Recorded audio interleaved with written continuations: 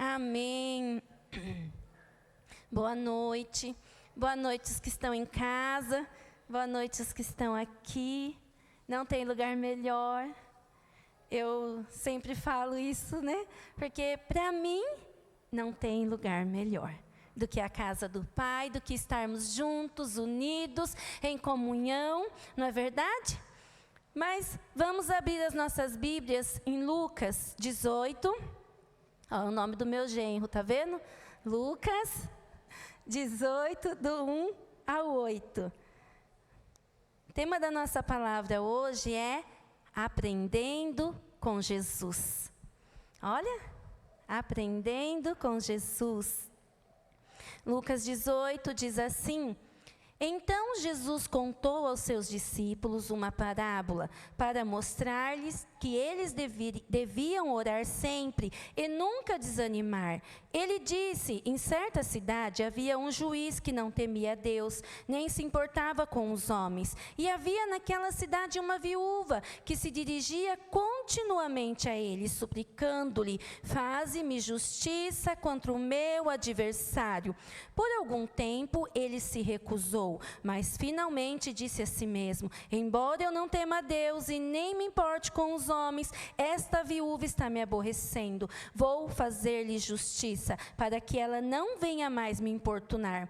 E o Senhor continuou: ouçam o que diz o juiz injusto. Acaso Deus não fará justiça aos seus escolhidos, que clamam a Ele dia e noite? Continuará fazendo-os esperar? Eu lhes digo, e ele lhe fará justiça, e depressa. Contudo, quando o Filho do Homem vier, encontrará fé na terra? Amém? Podem se assentar. Você sabe que Deus esses dias tem falado muito comigo nesta palavra. A primeira coisa é que nós somos discípulos dele. Quando nós aceitamos a Cristo como Senhor, Salvador, nós rendemos a nossa vida a Ele. Ele passa a ser o nosso mestre, o nosso guia, aquele que nos mostra a direção, o nosso bom pastor. Não é verdade? Então, nós temos um líder, na verdade, não só um Salvador, mas nós temos um líder, um guia, nós temos uma direção, um rumo, um norte, o caminho. Nós temos uma porta que é Cristo. A segunda coisa que Deus fala nesse versículo comigo: orar sempre. Orar sempre. Olha, a gente sempre ouviu, né? Orar e vigiar para não cair em tentação o tempo todo, né? A gente falava, orar e vigiar, não é?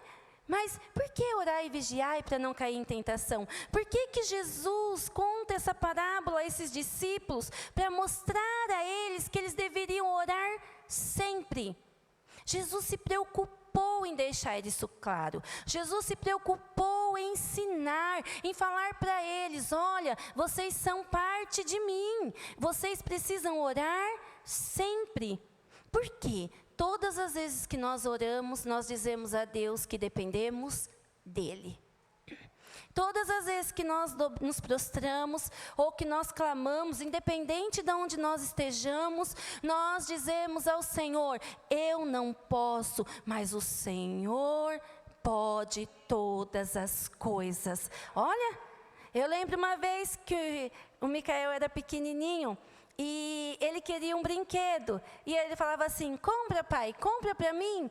E o Marcelo falava assim: vai orar, pede para Deus. Aí ele veio de novo, né? Mãe, compra para mim. Eu falei: você já orou?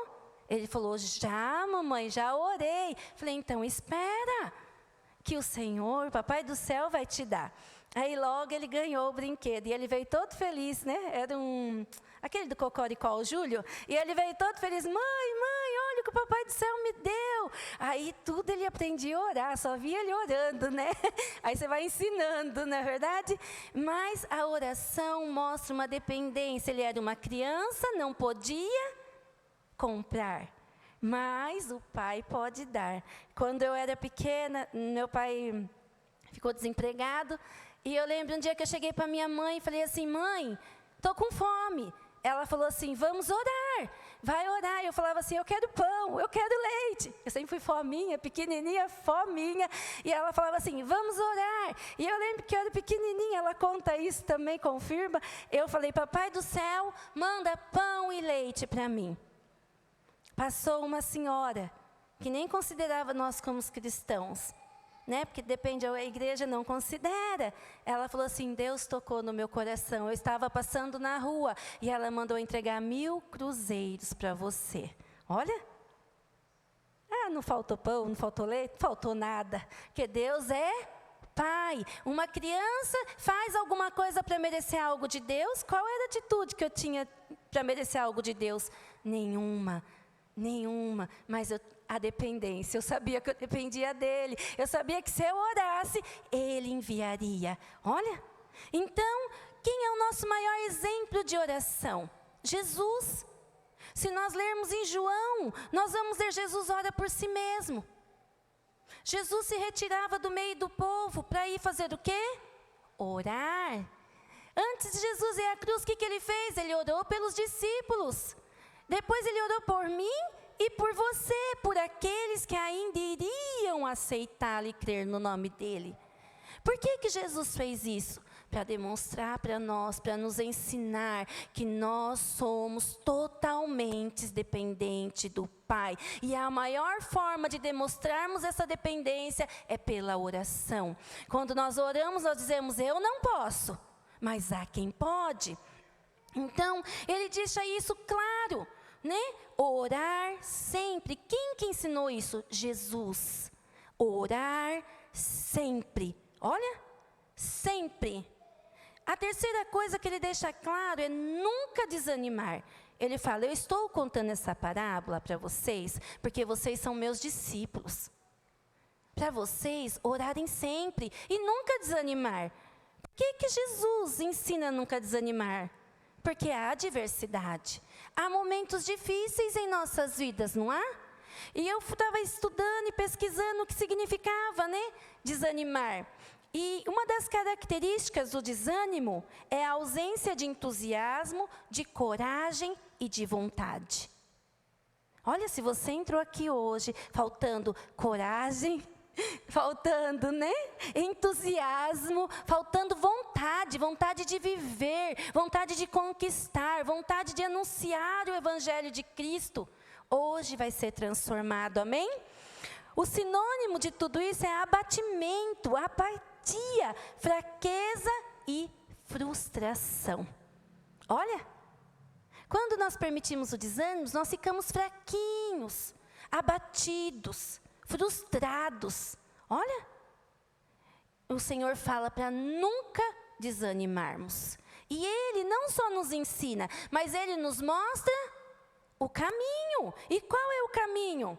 Olha, em João 16:33 ele fala, no mundo tereis aflições, mas tende bom ânimo, porque eu venci o mundo. Tudo já foi vencido. Nós não precisamos mais, né, fazer o que Cristo já fez. Nós precisamos olhar para Ele e desfrutar de tudo que Ele já fez. E viver cada vitória conquistada a preço de sangue para as nossas vidas. Amém? Então, a oração nos leva nos mostra, né, nos leva a viver a bondade de Deus. Porque nós demonstramos uma dependência dEle. E nos leva a permanecer firme. Não é verdade? Porque se nós se apoiarmos em nós para não desanimarmos, o que acontece conosco? Nós ficamos prostrados, fraquinhos e desanimados. Mas quando nós oramos e nos voltamos para o Senhor, nós recebemos um ânimo, que depois que você passa, você fala assim, eu não sei como eu sobrevivi, mas eu estou aqui. Eu saí não sei de onde, nem eu sei aonde eu estava, mas o Senhor me tirou de lá e me colocou novamente de pé. Amém? Olha, o quarto é o impossível. Eu li esse texto e Deus falava assim, às vezes nós lidamos com o impossível do impossível. O juiz injusto simbolizava o impossível do impossível. Olha só, aquela mulher já tinha dificuldades o bastante, ela já era viúva. A viúva naquela época estava lascada. E pelo jeito ela não tinha filhos maiores para ir por ela. Porque senão quem estaria tentando resolver a causa dela seria os filhos e não ela. Quer dizer, uma mulher só, sem o seu marido, olha, com um adversário, porque a Bíblia diz que havia um adversário. E para ajudar, quem poderia livrá-la? Não temia a Deus, nem se importava com os homens. Talvez nós entramos aqui hoje numa situação assim. Olha para um lado, cadê o marido? Não tem. Olha para o outro, cadê os filhos? Não tem. Olha, o adversário está correndo. Olha para quem pode socorrer, é injusto. E não se importa. Mas Jesus vai nos ensinando que há um Deus todo-poderoso acima de todas as circunstâncias, que faz o impossível se tornar possível. Olha, esse homem representava todas as impossibilidades para mim e para a sua vida. Ele representava algo que seria nunca, olha, ele representava uma vitória nunca alcançada. Talvez você já ouviu um diagnóstico, talvez você já ouviu um relatório, ou talvez você entrou aqui com uma dívida impagável, com uma família destruída, eu não sei, com uma enfermidade, com um decreto, eu não sei. Que você fala, não, isto é impossível, você não está entendendo, isto é impossível, os médicos dizem que é impossível, os meus vizinhos, a minha família, todos dizem que é impossível. Mas Jesus nos ensina algo maior, muito maior do que essa impossibilidade. Olha, esse adversário, né? O inimigo hoje tenta nos oprimir de todas as maneiras. Ele tenta nos oprimir de todas as formas, é ou não é? Ele tenta roubar a nossa paz por todos os lados. Ele tenta matar a nossa fé de todas as formas. Por quê? Porque uma pessoa que crê em Deus, ela faz aquilo que ninguém fez ainda nesta terra. Olha, Jesus fala, eu vou. Mas quem crê em mim, obras maiores do que eu fiz, vocês farão. Olha isso. Então, ele representava esse impossível. Esse juiz era injusto, não se importava com ninguém, não temia Deus. Mas Deus vai nos falando algumas coisas. Deus vai nos falando que essa mulher, ela não desistiu. Ela não desistiu. Todo mundo dizia para ela, esse juiz nunca atendeu ninguém. Você não está entendendo, viúva? Esse juiz nunca atendeu ninguém. Pobre, então, piorou. Você não está entendendo. Desiste. Larga a mão de ser teimosa. Larga a mão de ser persistente. Porque você não está vendo que ele não vai atender a sua causa. Você não está entendendo que ele não vai te socorrer. As pessoas diziam isso àquela viúva. Olha, mas ela, mesmo sabendo que ele era injusto, mesmo sabendo, ela não desistiu. Isso mexe comigo. Mexe comigo. Você sabe por quê? Porque muitas vezes nós oramos uma vez. Nós oramos, vamos fazer um jejum 3 dias. Deus não respondeu, então também não quero mais. Deus não vai fazer mesmo, Deus não faz mesmo. Olha. Às vezes, nós desistimos tão rápido nós desistimos e perdemos algo tão glorioso. Porque, olha, porque nunca foi visto, é sinal de que não vai acontecer. Porque nunca alguém viveu, é sinal que Deus não vai fazer na minha e na sua vida. Quando Deus pede a Noé, em Hebreus 11:7, para construir a arca, nunca havia chovido na face da terra. Eles não sabiam que era chuva. Noé construiu a arca durante 100 anos. E as pessoas diziam, é louco mesmo. Cadê a chuva, Noé? Cadê a chuva, Noé? É louco de verdade, nunca choveu. Você não está entendendo, você está batendo numa tecla de algo que nunca existiu. Mas Noé salvou a sua família e condenou o mundo pela fé. Olha, Noé viveu o dilúvio, sobreviveu ao dilúvio, porque ele creu em algo que nunca havia sido vivido, que nunca havia visto naquela geração, nunca havia sido comentado. Quantos homens e mulheres viveram coisas, olha, quantas mulheres trouxeram seus filhos dos mortos, num tempo que nunca se ouviu falar em ressurreição, que não criam. Quantos milagres o Senhor fez, coisas que nunca ninguém havia ouvido falar. Mas essa mulher não desistiu. Olha, o juiz resistiu por um tempo. Ele resistiu a ela. A Bíblia fala que quando Daniel orou, no primeiro dia Deus respondeu. Há resistência contra as nossas vidas. O reino espiritual é vivo e é real, e há resistência. Quando nós clamamos, o Senhor escuta, porque eu sou mãe, se o meu filho der um grito na esquina, eu escuto, e na hora eu me levanto para socorrer. O Senhor escuta o meu e o seu clamor. Ele é bom o tempo todo, Ele ouve. Mas o inimigo tenta atrapalhar a vitória e a bênção de chegar na minha e na sua mão. Ele tenta tirar-nos, deste lugar, da posição. E quando nós sairmos da posição, o anjo chega para entregar. Cadê a gente lá para receber? Porque já saímos do nosso lugar. Já duvidamos da bênção, fomos embora. Esquecemos da bênção, esquecemos do que havia pedido. Mas, ele finalmente resolve atendê-la. Ele fala, não aguento mais, eu não suporto mais. Eu tenho 3 filhos, olha gente, tem uns que não pedem nada, mas tem uns que é, ô mãe, quem que ganha? O mãe. A querem falar assim para mim, mãe, estou com vontade de comer isso. Eu falo, tá bom, filha, depois você me lembra, Nossa, a Rebeca já comeu umas 50 coisas. Aí ela fala, nossa, mãe, eu não comi aquilo ainda, Eu falo, mãe, também. Você pede uma vez, eu estou na correria, você não me lembra mais. Eu falo, filha, peça, manda mensagem. Mãe, eu quero, mãe, estou com vontade. Olha isso. É diferente. Você vai socorrer quem? Você tem 10 clientes, o que está te ligando? Ou aquele que fez o pedido e esqueceu o que fez? Não é normal, não é verdade? Mas Deus não se esquece de nenhum dos seus filhos, amém?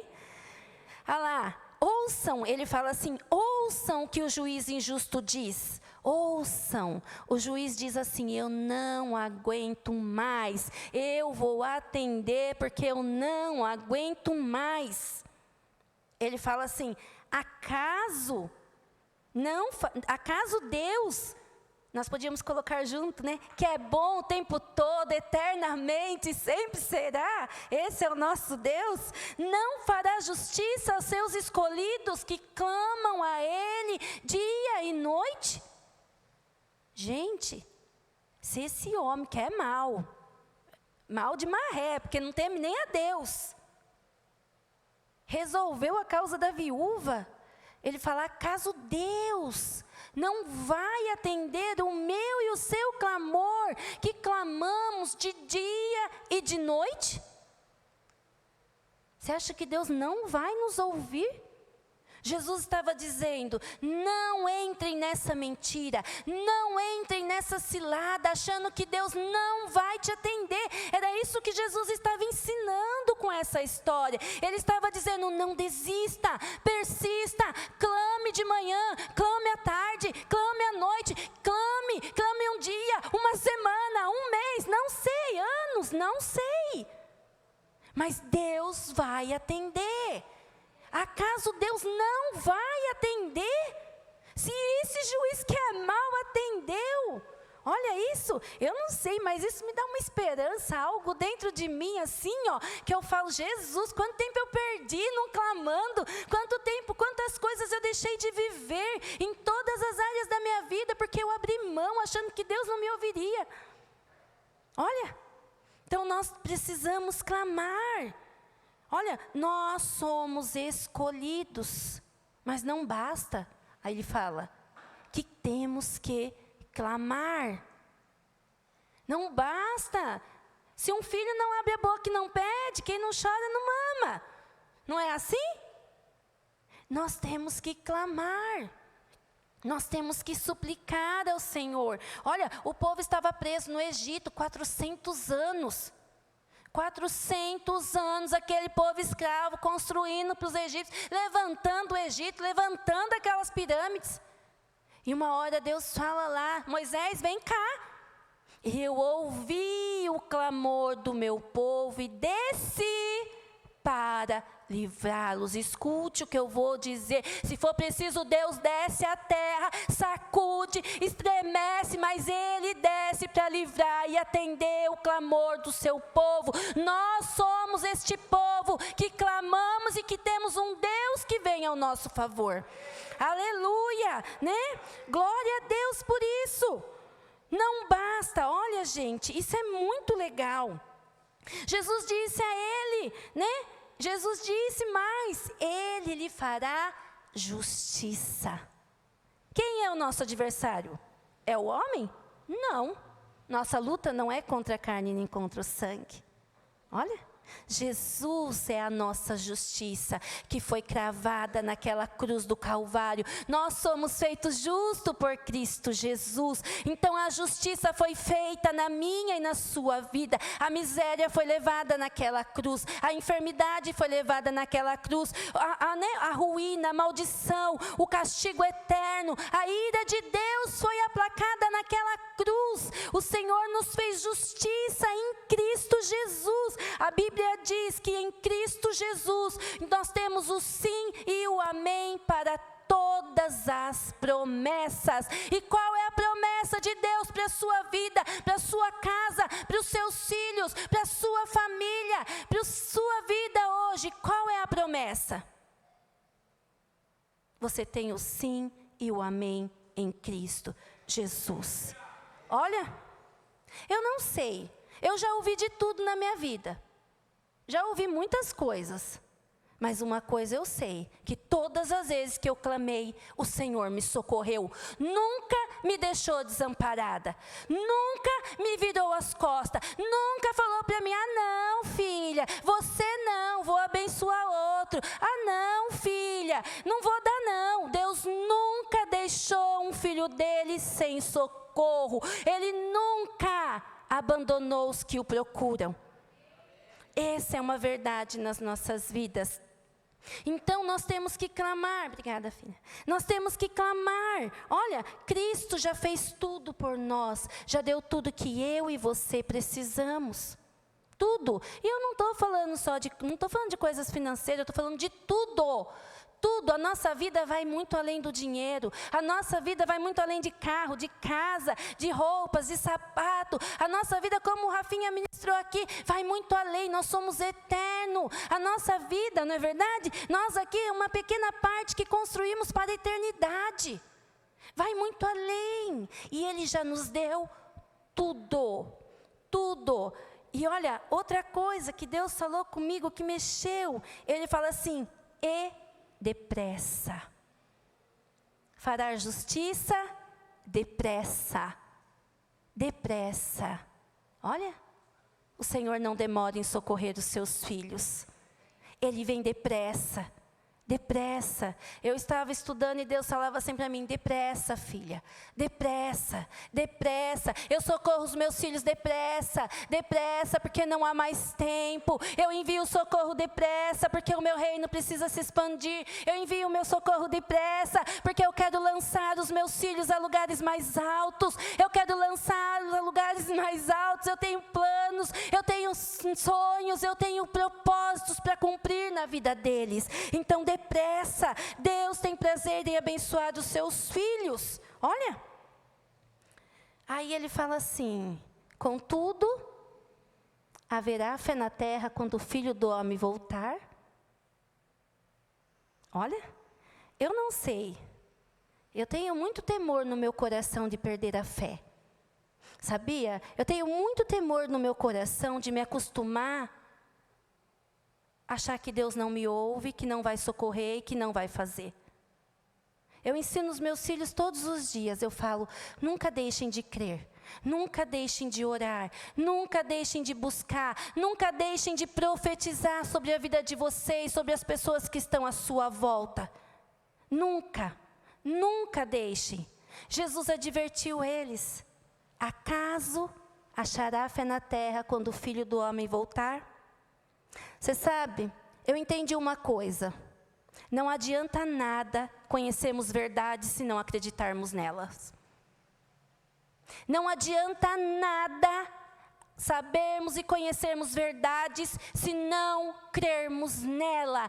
Qual é o sentido de você aceitar um Jesus que salva e ir para o inferno? Qual é o sentido de você crer num Jesus que levou na cruz as enfermidades, aceitar esse Jesus e não ser curado, e não crer na cura? Qual é o sentido de você ouvir falar de um Jesus que se fez pobre para você ser rico e você viver na miséria? Qual é o sentido de ouvir falar de um Jesus que restaura e viver na rua destruído? Qual é o sentido de falar que Jesus é a paz que excede todo entendimento e viver ansioso, preocupado, sem dormir, comendo até o cotovelo porque não tem mais dedo e mais unha para comer?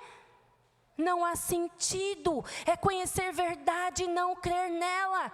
Não há sentido conhecer verdade se você não acreditar nela. É o mesmo que o marido dizer para a mulher todos os dias: eu te amo, e aquela mulher não acreditar nisso. Ela vai conhecer a verdade pela boca do seu marido, mas vai morrer achando que não é amada.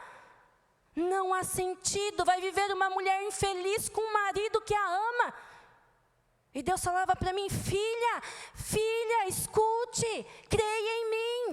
Creia em mim, eu sou o mesmo ontem, hoje, serei eternamente. Eu sou o Deus que abriu o mar, sim, e se for preciso eu abro de novo. Eu sou o Deus que mandei o alimento do céu, se for preciso eu faço de novo. Não há limites, não há quem possa, a não ser a nossa fé.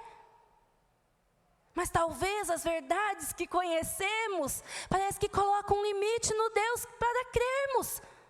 Não há, nosso Deus, Ele é atemporal, Ele não muda, Ele é fiel e verdadeiro. Se Ele falou que vai restaurar, Ele vai restaurar e pronto, e acabou. Ninguém pode dizer o contrário. Se Ele falou que vai curar, então Ele vai curar. Seja hoje, seja amanhã, seja depois de amanhã, não sei, mas Ele vai fazer. O Micael ficou enfermo dos 7 aos 12 anos, todos os dias: filho, você é curado, filho, você é curado. As psicólogas, as médicas me chamaram e falaram: mãe, esse menino não vai nem crer em Deus mais, porque você fala para ele que ele é curado. Como assim não há cura? Falei para ela assim: o que vocês acham não me importa, eu creio num Deus que cura, e o meu filho é curado. Isso é uma verdade para a minha vida. Hoje meu filho é curado, aos 12 anos ele foi completamente curado, para a glória de Deus. Isso não somos nós, ninguém é melhor porque vive o testemunho, não. É melhor o Cristo glorificado em nós, é Ele que faz. Dos 7 aos 12 anos foi fácil? Não é fácil.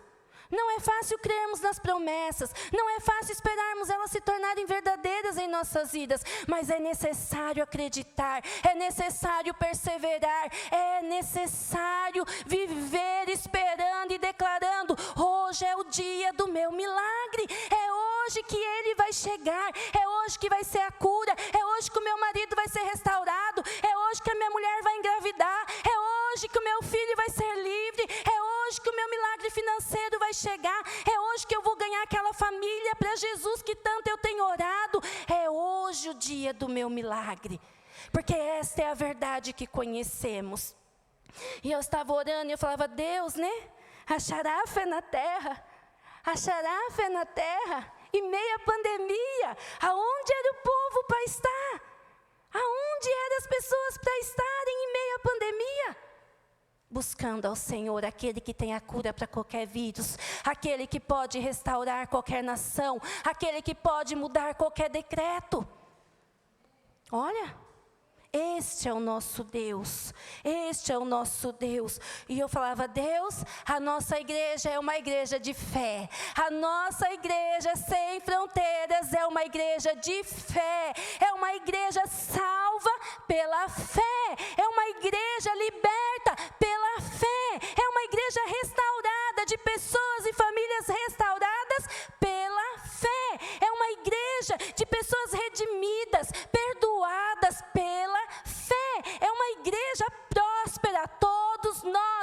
hóspedos, todos que estão desempregados vão ter portas abertas.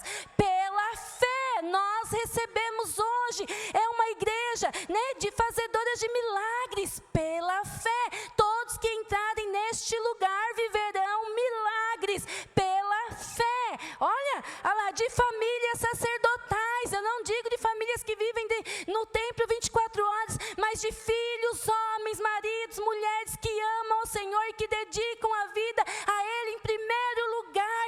Pela fé, nós somos uma família de famílias sacerdotais. Olha, não há nada melhor que isso. Olha lá, somos um povo chamado, um povo que clama dia e noite, porque pela fé somos uma igreja que dependemos do Senhor. Por isso clamamos de dia, clamamos de noite, porque sabemos que a quem clamamos virá e nos socorrerá e trará o alívio, e trará a bênção, e trará a vitória, porque nós somos uma igreja que vive pela fé. E não aceite nada ao contrário disso na sua vida. Não aceite nada ao contrário de que seja pela fé em Cristo Jesus, que é o único que morreu e ao terceiro dia ressuscitou, e hoje está sentado à direita do Pai e nos leva junto com Ele se assentar nessa posição de descanso. Então que hoje nós possamos sair daqui, Senhor, pela fé. É pela fé eu vou viver este milagre, pela fé eu vou te servir, pela fé eu vou orar todos os dias, Senhor, pela fé eu não vou desanimar, pela fé o meu marido que não é convertido vai se converter, pela fé os meus filhos estarão todos comigo trabalhando na sua obra. Senhor, pela fé eu estou aqui, é pela fé que eu vivo, é pela fé que veio o suprimento, que veio o pão de cada dia, é pela fé que nós perdoamos os que nos têm ofendido, é pela fé que somos perdoados por Deus e por outros que estão à nossa volta, é pela fé, tudo é pela fé. Mas se perdemos a fé, como vamos desfrutar da última e maior promessa que tantos aguardamos? Quando o Filho do Homem voltar, Ele vai voltar buscar quem? Uma igreja que vive pela fé que um dia passará a eternidade com Ele, pela fé que Ele voltará e vai levar a noiva dele com Ele. Se nós não tivermos fé, como iremos? Como desfrutaremos da promessa se só conhecermos, mas não crermos nela? Olha, como uma noiva só conhece o dia do casamento, mas se ela não crê que o noivo vai estar lá, não se arrume, não vai para a igreja, ela vai se casar com o noivo? Não.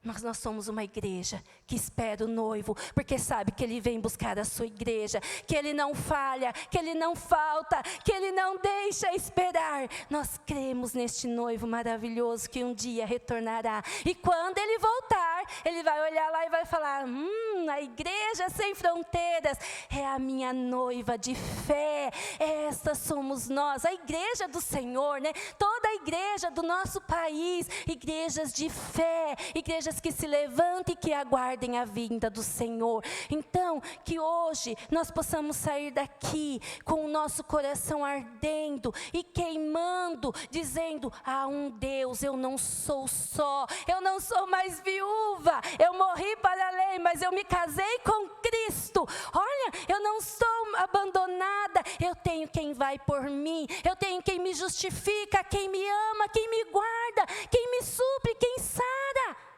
Há um Deus que pode todas as coisas, e nunca deixe ninguém dizer a você que Ele não pode fazer. Nunca deixe. Mas lembre-se, não basta conhecer, tem que crer. É isso que Ele diz: crede em Deus, crede também em mim. Na casa de meu Pai há muitas moradas.